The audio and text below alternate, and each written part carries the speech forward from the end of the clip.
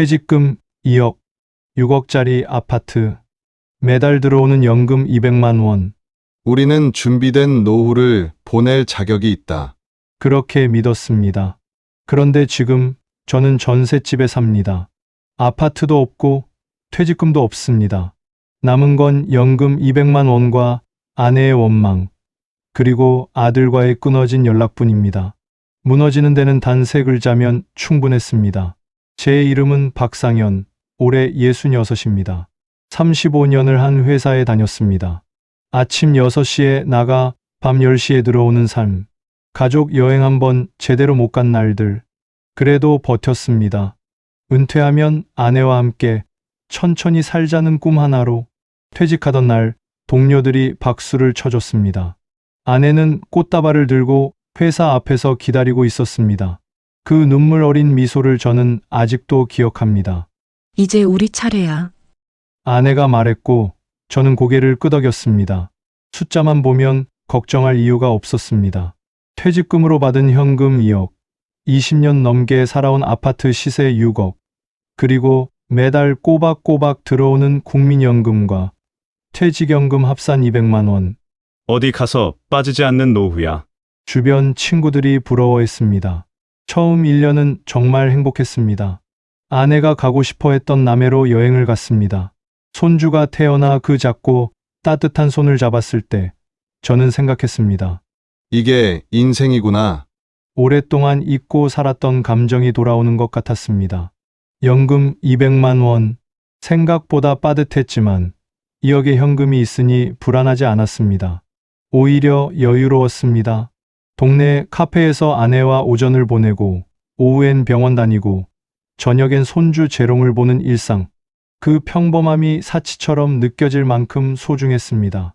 그 행복이 얼마나 빨리 깨질지 저는 상상조차 하지 못했습니다. 퇴직 후 14달째 되던 어느 토요일 저녁이었습니다. 아들 민준이가 저녁 식사 자리를 만들었습니다. 오랜만에 온 가족이 둘러앉았고 밥상은 아내가 정성껏 차렸습니다. 처음에는 그냥 가족 모임인 줄 알았습니다. 그런데 밥을 다 먹고 난 뒤 민준이가 뭔가 말하려다 망설이는 게 보였습니다. 저는 짐작했습니다. 아들이 다니던 회사를 최근에 그만뒀다는 걸 알고 있었기 때문입니다. 아버지 드릴 말씀이 있어요. 사실 요즘 사업 아이템을 하나 생각하고 있는데요. 제 친구 녀석이랑 같이 하려고요. 정말 괜찮은 아이템이에요. IT 쪽인데 지금 타이밍이 너무 좋거든요. 저는 말없이 들었습니다. 아들의 눈빛이 오랫동안 보지 못했던 열정으로 빛나고 있었습니다. 초기 자금이 조금 필요한데 5천만 원만 빌려주실 수 있을까요? 꼭 갚을게요. 6개월 안에 돌려드릴 수 있어요.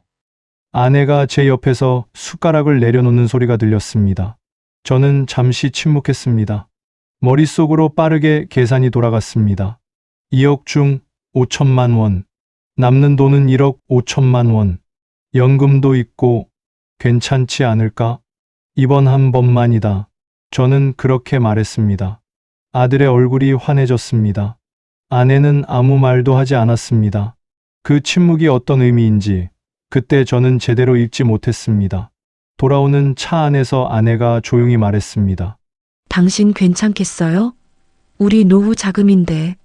한 번인데 뭐. 우리 아들이 잘 되면 우리도 좋은 거 아니야. 갚는다고 했잖아. 아내는 더 말하지 않았습니다. 창밖을 바라보았습니다. 저도 그게 이상하다고 생각하지 않았습니다. 6개월이 지났습니다. 돈은 돌아오지 않았습니다. 민준이는 조금만 더 기다려달라는 말을 반복했습니다. 저는 기다렸습니다. 부모 마음이란 게 그렇습니다. 내 자식이 잘 되길 바라는 마음이 현실을 보는 눈보다 더 크게 자랄 때가 있습니다. 그리고 그 다음 해봄, 민준이가 다시 찾아왔습니다. 이번엔 혼자였습니다. 아내는 옆방에서 TV를 보는 척하며 귀를 기울이고 있다는 걸 저는 알았습니다.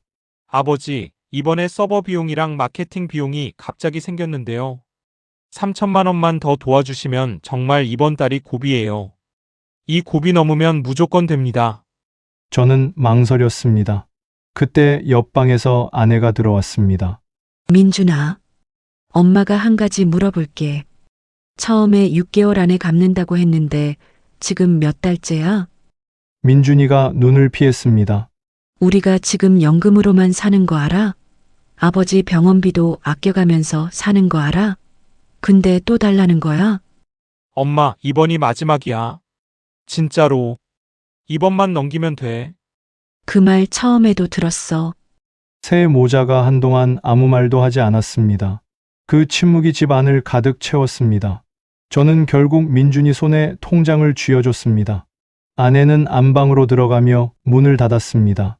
쾅 소리가 나지 않도록 조용히 닫는 소리가 차라리 쾅 하고 닫히는 것보다 더 아팠습니다. 그날 밤 아내는 저에게 처음으로 직접적으로 말했습니다. 당신 도대체 어쩌려고 이러는지 모르겠어요. 우리 노후는 누가 지켜요? 저는 대답하지 못했습니다. 아내 말이 틀리지 않았기 때문입니다. 그런데도 멈출 수 없었습니다. 내 자식이 무너지는 걸 눈앞에서 보고 돌아서는 부모가 어디 있냐고 저는 마음속으로 되뇌었습니다. 지금 생각하면 그 논리가 얼마나 위험한 자기 합리화였는지 모릅니다. 아들의 사업 자금에 돈이 점점 더 들어갔고 이렇게 해도 되나 싶은 의혹은 있었지만 세 번째 요청이 왔을 때는 현금은 이미 7천만 원밖에 남지 않았습니다. 민준이는 이번엔 대출을 막지 않으면 신용불량자가 된다고 울먹이면서 사정하였습니다. 제 아들이 신용불량자가 되는 상황. 저는 그걸 보고만 있을 수 없었습니다. 결국 저는 아내에게 말했습니다. 아파트를 팔아야 할 것 같다고. 아내는 한참 동안 저를 바라봤습니다. 울지도 않았습니다. 소리를 지르지도 않았습니다. 그냥 아주 오래 텅 빈 눈으로 저를 바라봤습니다. 그 눈빛이 어떤 말보다 더 많은 것을 담고 있었습니다. 이 집에서 민준이 나왔어요. 여기서 걔 첫걸음마 가르쳤고 여기서 중학교 보내고 대학교 보냈어요.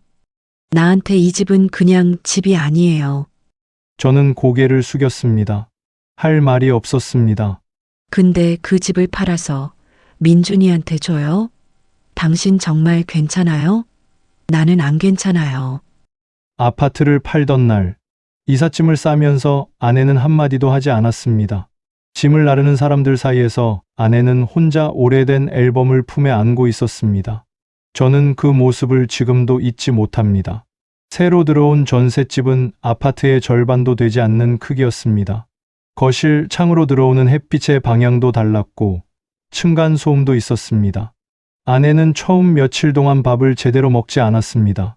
그리고 이사하고 2달이 지났을 때 민준이에게서 연락이 왔습니다.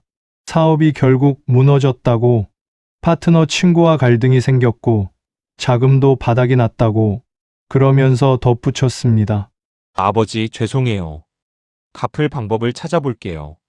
전화를 끊고 거실에 혼자 앉았습니다. 8억이 넘는 자산이 사라졌습니다.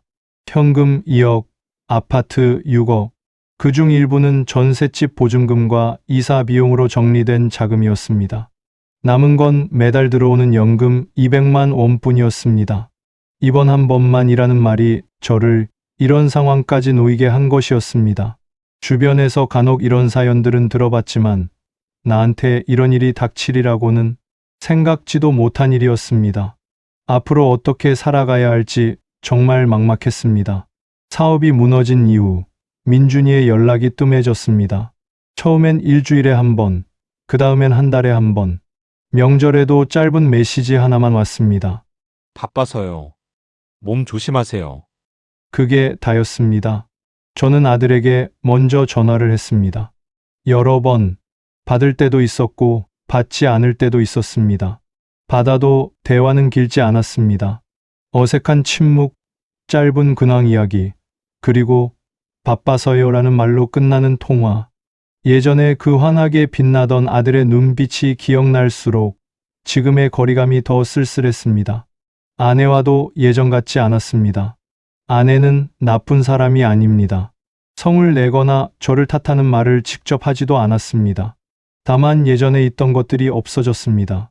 함께 TV를 보며 웃던 것, 산책하면서 손을 잡던 것, 퇴직 후 처음 몇 달처럼 같이 카페에 가던 것. 그 소소한 것들이 하나씩 사라졌습니다. 어느 날 저는 아내에게 물었습니다. 요즘 나한테 화난 거야? 화나지 않았어요. 그냥 지쳐요. 화가 난 게 아니라 지쳤다는 말. 그 말이 화보다 더 무겁게 가슴에 얹혔습니다. 나는 당신이 아들을 사랑하는 거 알아요. 나쁜 마음으로 한 게 아닌 것도 알아요. 근데 나는요? 나는 아무 말도 못하고 그냥 당신 결정을 따라갔어요. 내 집이 팔릴 때도, 내 노후가 사라질 때도 나는 한 번도 제대로 된 상의를 받지 못했어요. 저는 그 말을 듣고 처음으로 알았습니다. 내가 아내를 배려한다고 생각하면서 실제로는 아내를 철저히 배제하고 있었다는 것을. 아내는 결정에서 소외된 채 결과만 함께 감당하고 있었던 것입니다. 그날 밤 저는 잠을 자지 못했습니다. 천장을 바라보며 오랫동안 생각했습니다. 내가 지킨다고 생각했던 것은 아들이었는데 정작 지켜야 할 것은 아내였고 우리의 노후였다는 것을, 그리고 어쩌면 그 아들마저도 진짜로 지켜주지 못했다는 것을. 어느 늦가을 저는 민준이에게 연락했습니다. 아버지가 할 말이 있으니 한번 나와라. 간단하게 말하고 끊었습니다. 아들은 오랜 침묵 끝에 나왔습니다. 집 근처 공원 벤치에 나란히 앉았습니다. 오랫동안 아무 말도 없었습니다. 민준아, 아버지가 오늘 화내러 나온 거 아니다. 그리고 돈 얘기하러 나온 것도 아니야. 아들이 저를 봤습니다. 아버지가 후회하는 게 하나 있어. 내가 처음 돈 빌려달라고 했을 때 아버지가 제대로 된 대화를 하지 않았어. 그냥 줬어. 왜냐면 거절하면 내가 아버지를 원망할까봐, 내가 힘들어할까봐. 근데 그게 잘못된 거였어. 진짜 사랑이라면 때로는 안 된다고 말할 수 있어야 하는데 아버지는 그걸 못했어. 민준이가 아무런 말도 하지 못하고 고개를 숙였습니다.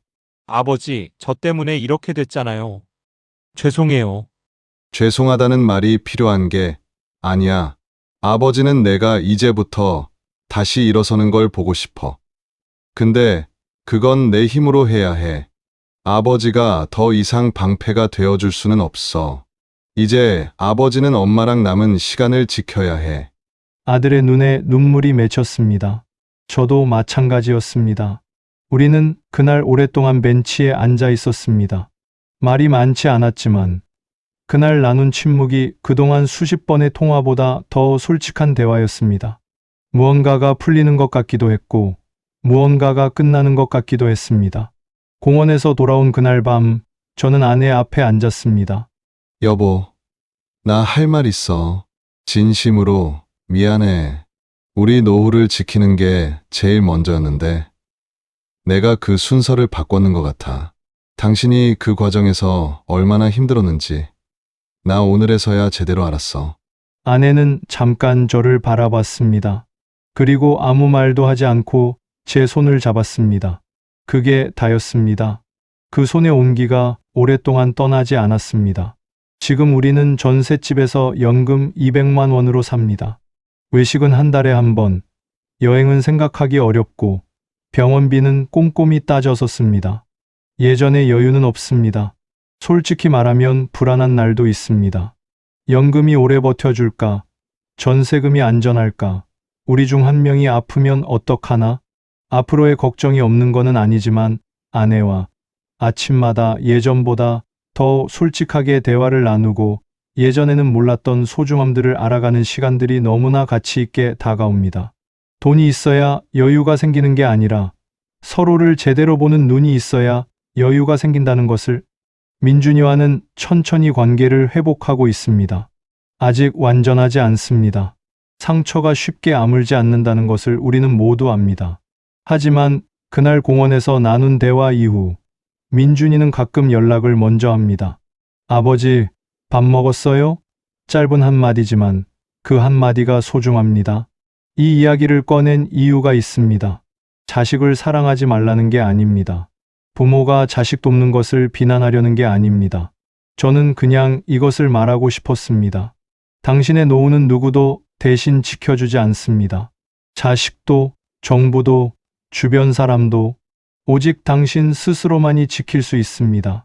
그리고 그것을 지키는 일이 이기적인 게 아닙니다. 오히려 그것이 자식을 위한 가장 올바른 부모의 역할이기도 합니다. 부모가 흔들리면 가족 전체가 흔들립니다. 연금의 크기가 문제가 아니었습니다. 아파트 한 채가 없어서 문제가 아니었습니다. 지켜야 할 선이 어디인지 몰랐고 알면서도 지키지 못한 것이 문제였습니다. 이번 한 번만 이 말을 입에 올리기 전에 딱 한 가지만 생각해 보십시오. 만약 이 한 번이 두 번이 되고 세 번이 되고 결국 돌아오지 않는다면 그때 나는 어떻게 살 것인가? 그 질문에 명확하게 답할 수 있을 때만 결정을 내리십시오.